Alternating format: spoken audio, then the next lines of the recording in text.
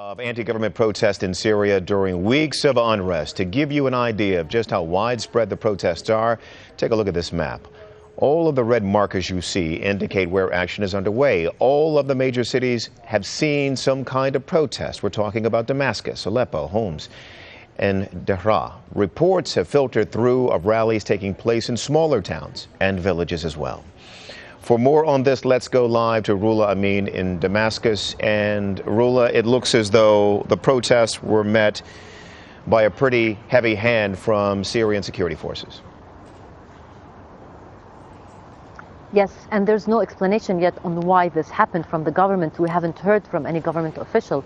Just now, the Syrian state television had its major newscast. And in that newscast, they said there were protests today calling for freedoms. But they did accuse the protesters and vandalism of attacking security officers and of attacking firemen, and they showed pictures of injured policemen. In fact, the government is saying that one policeman had been killed in Homs, in the northern town of Homs, and 2 others injured. This is the only explanation we heard from the government, apart also from accusations to international media of sparing to strife here in the country and actually exaggerating what's happening. Protesters, on the other hand, are shocked. They don't understand how, on one hand, the government lifts and ends the state of emergency law that's been in place since 1963, and at the same time meet their protests with such deadly force.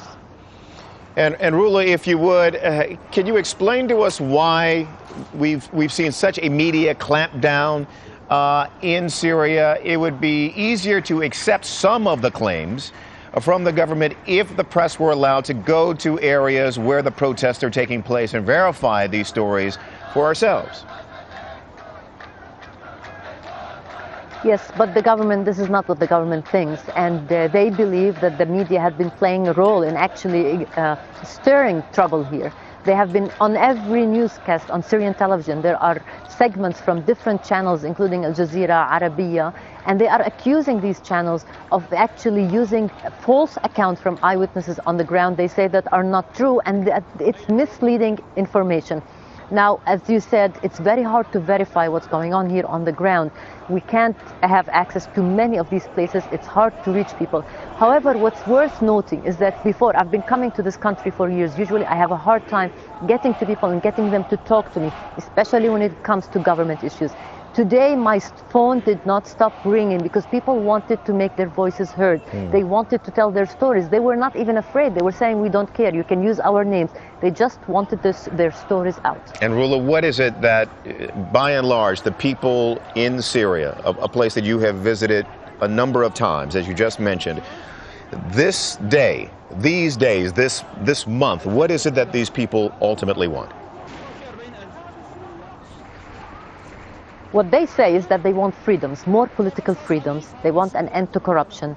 They want the security, the powers, the absolute powers that are in the hands of all the security branches here to end, because they feel that the security of forces here have too much power over their lives. It interferes almost in every aspect of their lives, and they want that to end.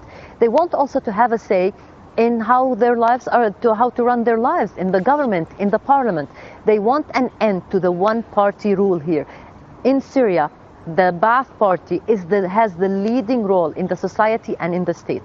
That's what the constitution says. They want that changed. They say they have the right to have a say. They want more political parties to be allowed. Now, the government is saying that such issues are at the table and are being discussed, and new rules and new regulations will be put forward. But people want these changes now. They want them also to be serious. They have listened to so many promises, and now they want to test the government. That's partly why there were so many protests today. They were testing the government and the president on what they had promised them in terms of their right to have peaceful protests. So today they said, okay, now we're having peaceful protests. How do you respond to us? All right, Rula Amin for us in Damascus. Rula, thank you.